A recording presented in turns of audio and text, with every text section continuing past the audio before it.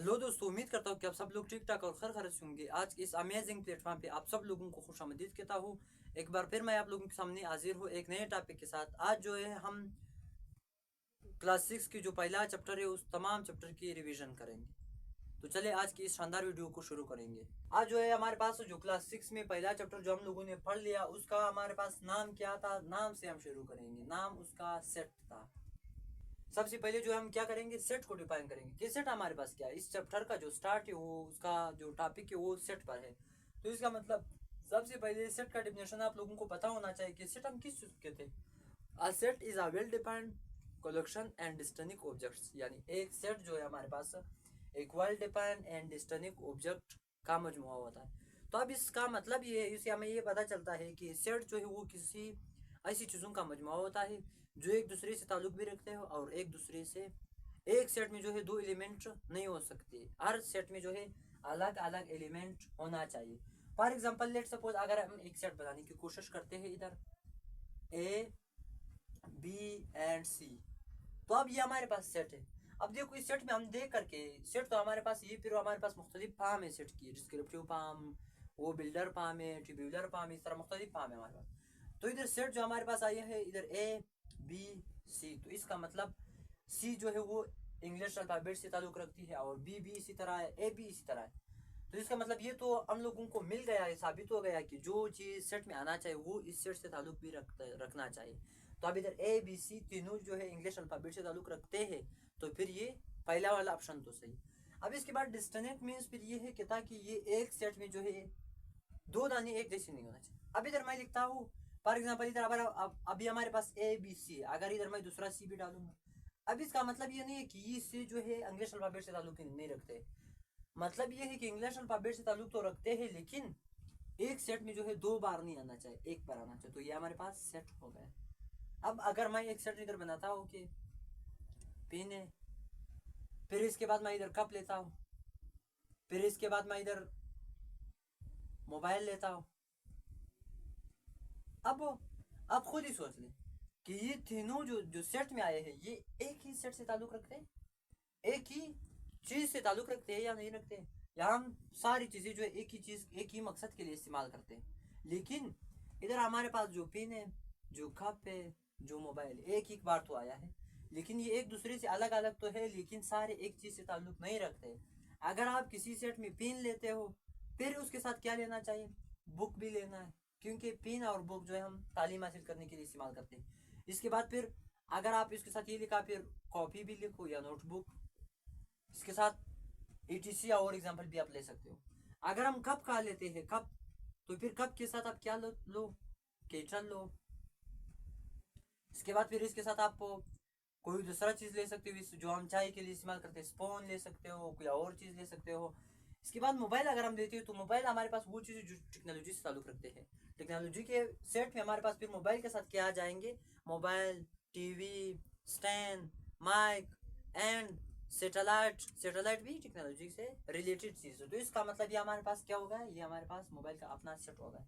ये तो हम लोगों ने सिर्फ सेट बनेंगे है कि सेट की जो है नोटेशन, नोटेशन हम लोग पढ़ चुके हैं कि नोटेशन ऑफ सेट क्या है। यानी किसी सेट की जो नोटेशन है वो क्या है, नोटेशन ऑफ अ सेट। अब इधर हम लोगों ने लिख लिया कि नोटेशन ऑफ अ सेट। अब किसी सेट नोटेशन हम लोगों ने पढ़ा था, अगर आप लोगों को याद है कि set are usually denoted by capital letter. अगर आप किसी सेट को जाहिर करते हो, फॉर एग्जांपल इधर मैं एक सेट आप लोगों के सामने लेता हूँ कि अगर मैं इधर सेट बनाता हूँ ए इज इक्वल टू, फिर इधर ए बी एंड सी बना लिया। अब हम इधर देख लें कि वहाँ पे ये कह रहा है कि set are usually denoted by capital letter, यानी किसी सेट को अगर आप जाहिर करते हो तो किस लेटर से जाहिर करना है, कैपिटल लेटर से। अगर आप दूसरा सेट लेते हो फिर बी है, सी है, इसी तरह डी है, इसी तरह ई है, इसी तरह F G E T C and. अगर आप किसी सेट के एलिमेंट को जाहिर करते हो फिर वहां पे जो है ए बी सी इसी तरह स्मॉल लेना है। अगर एक्स स्मॉल लेना है, जेड स्मॉल लेना है, अगर वाई है तो स्मॉल लेना है, अगर डी है तो स्मॉल लेना है। तो इसका मतलब अगर आप किसी सेट के एलिमेंट को किसी सेट के जो एलिमेंट है उसको जाहिर करना चाहते हो तो फिर स्मॉल लेटर लेना है। अगर आप किसी सेट को जाहिर करते हो तो फिर किसी भी अल्फाबेट के जरिए आप किसी सेट को जाहिर करते हो, फिर वो अल्फाबेट जो है आपको किस तरह लेना चाहिए, बड़ा कैपिटल लेना चाहिए। इसके बाद फिर हमारे पास सेट के अकसाम है। सबसे पहले तो ये जानेंगे कि सेट के अकसाम फिर यानी तरीके भी हम कह सकते हैं, अकसाम भी कह सकते हैं कि एक चीज को आप कितने तरीकों से कर सकते हो। अब इधर अकसाम तो हमारे पास ये है। सबसे पहले नंबर पे जो हमारे पास एक अकसाम है टेब्यूलर फॉर्म। अब इधर इसके बाद फिर दूसरा नंबर जो आ रहा है वो डिस्क्रिप्टिव फॉर्म है, डिस्क्राइब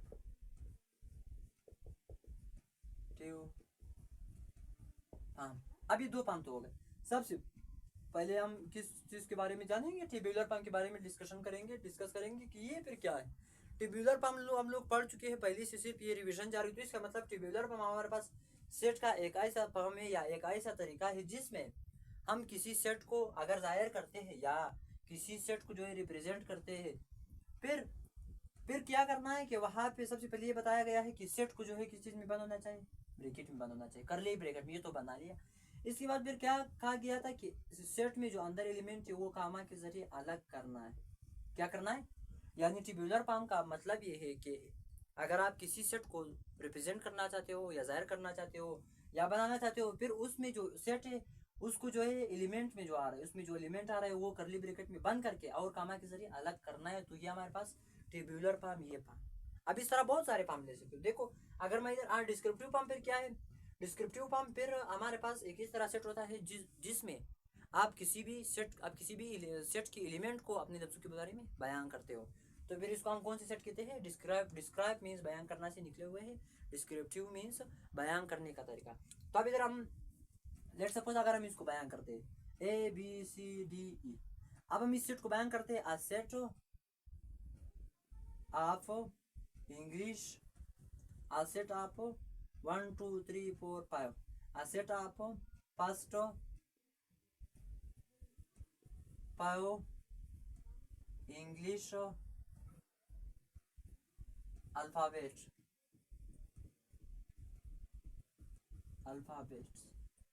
अब ये तो हम लोगों ने जाहिर किया, क्या क्या जो ऊपर वाला सेट था डिस्ट्रीब्यूटर फॉर्म में जो मौजूद था, हम लोगों ने किस चीज में चेंज किया, हम लोगों ने डिस्क्रिप्टिव फॉर्म में चेंज किया। तो ये हमारे पास वो तरीका है।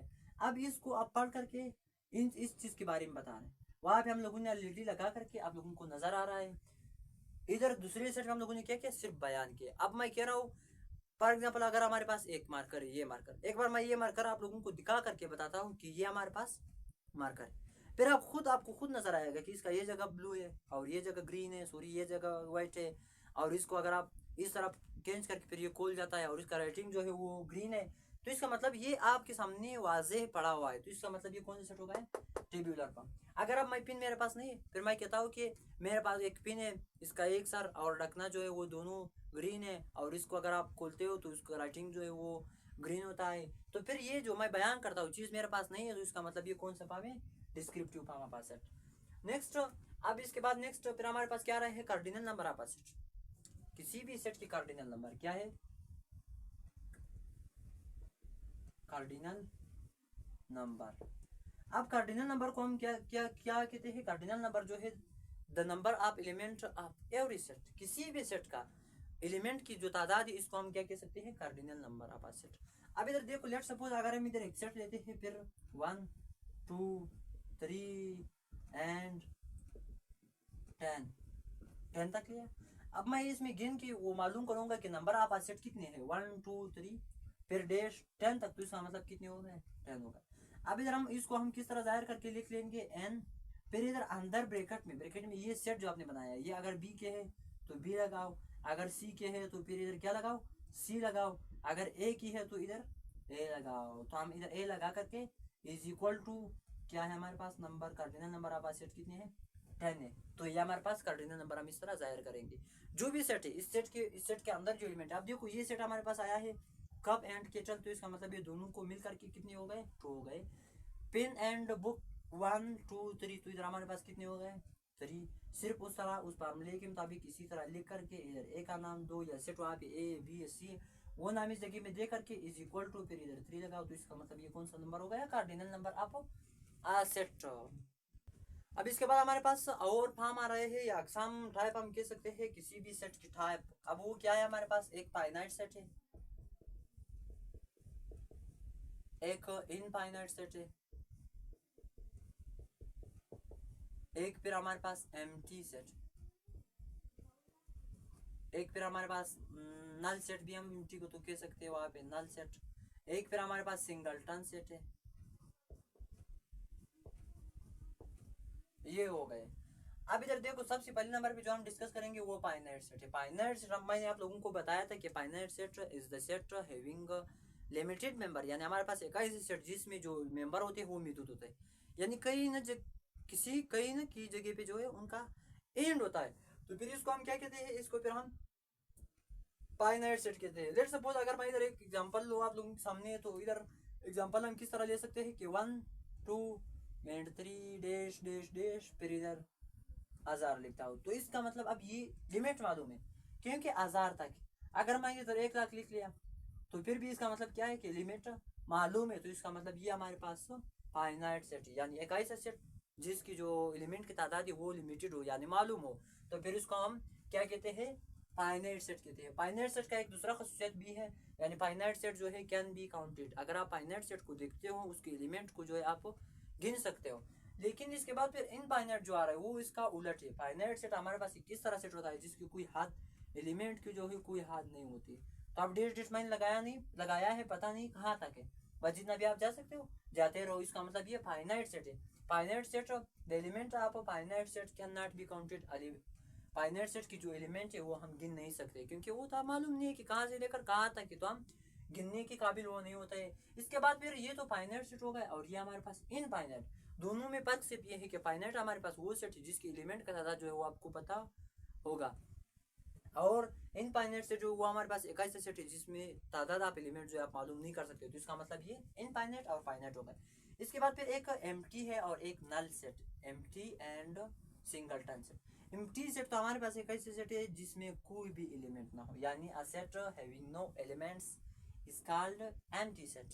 अगर किसी सेट में जो है एलिमेंट्स नहीं है, having no element, अगर there is no element in a set is called empty or null set। अगर किसी सेट में भी अंदर एलिमेंट नहीं हो, कुछ एक भी एलिमेंट ना हो।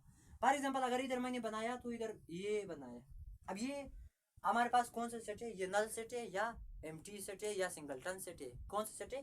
तो ये हमारे पास जीरो जो है वो is a member of natural sorry whole number. Zero जो है वो होल नंबर की एक मेंबर है। तो इसका मतलब ये कौन सा सेट है हमारे पास, सिंगलटन सेट है। तादाद ऑफ एलिमेंट कितने हैं, 1 है। तो इसका मतलब इसको हम कौन सेट कह सकते हैं, सिंगलटन। सिंगलटन हमारे पास इधर नेक्स्ट नंबर पे आ रहा है। सिंगलटन हमारे पास एक ऐसा सेट होता है जिसमें एलिमेंट का तादाद कितने होते हैं, एक होते हैं। एक ऐसा सेट जिसकी एलिमेंट की तादाद जो है वो सिर्फ एक होते हैं। तो फिर इसको हम कौन सा सेट कह सकते हैं, सिंगलटन। जैसे कि आप लोगों के सामने मैंने ये बनाया, या कोई दूसरा हम ले सकते हैं फिन लगाया, या कोई तीसरा आप कह सकते हो इधर तीसरा वाला अगर आप लेते हो इधर बुक लगाओ, या हमारे पास सिंगलटन सिंगलटन सेट। अब सवाल ये है कि आप सिंगलटन सिंगलटन सेट को जो है वो डिस्क्रिप्टिव फॉर्म में किस तरह ला सकते हो। डिस्क्रिप्टिव फॉर्म हम इस तरह भी बना सकते हैं कि set of natural number, N N से नेचुरल नंबर जाहिर करते हैं, नेचुरल नंबर लेस देन 1, यानी set of natural number less than 1। Natural number का जो सेट है वो 1 से कम।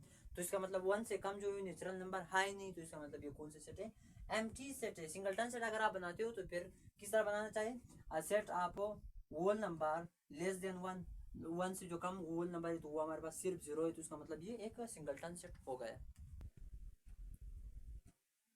अब इसके बाद फिर हमारे पास कौन सा सेट आ रहा है, इसके बाद हमारे पास एक इक्विवेलेंट सेट है, एक equal set, equal and equivalent.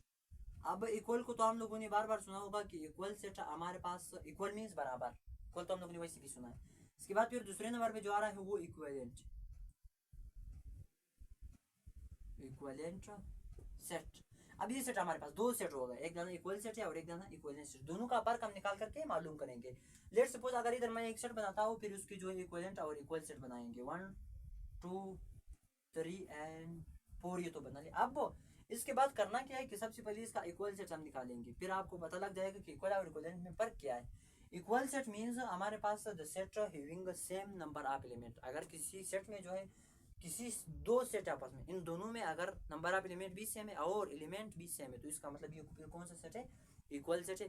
अगर हमारे पास कोई सेट होता है इक्वलेंट, तो अब इसका नंबर ऑफ एलिमेंट अगर हम सेम लेते हो तो 4 नहीं बनाना है। अगर एलिमेंट को भी सेम लाना चाहिए तो इसका मतलब इसी सेट को नीचे उतार के इधर लगाओ, तो इसका मतलब ये हमारे पास कौन सा सेट हो गया, इक्वल सेट आपस में हो गए। कौन से सेट हो गए, इक्वल सेट। तो इसका मतलब अब इसके बाद इक्विवेलेंट सेट अगर हम इसको बनाना चाहते हैं तो फिर किस तरह बना सकते हैं, इक्विवेलेंट सेट अगर इसका बनाएंगे तो हम सिर्फ equivalent set is a set which having same number of set, same number of element. अगर हमारे पास इक्विवेलेंट एक ऐसे सेट होता है जो सिर्फ नंबर में सेम होता है, दो इक्विवेलेंट सेट आपस में किस तरह होते हैं, नंबर में सेम। अब ये दोनों आपस में किस तरह है, इक्विवेलेंट सेट है, और ऊपर वाले जो है आपस में किस तरह है, इक्वल सेट। तो इसका मतलब दोनों में फर्क ये है कि इक्वल सेट में ये होना चाहिए कि नंबर भी सेम होना चाहिए और जो तादाद है वो भी सेम होना चाहिए। लेकिन इक्विवेलेंट सेट में फिर क्या है, इक्विवेलेंट सेट में फिर ये है, यानी दोनों सेट जो है आपस में तादाद में तो सेम होना चाहिए एलिमेंट, जिसकी सेट की जो एलिमेंट है वो तादाद में सेम होना चाहिए, लेकिन सेट जो एलिमेंट है वो एक दूसरे के साथ बराबर नहीं होना चाहिए। तो इसका मतलब ये इक्विवेलेंट सेट हो गया। अब इसके बाद एक नेक्स्ट हमारे पास एक चीज आ रहा है,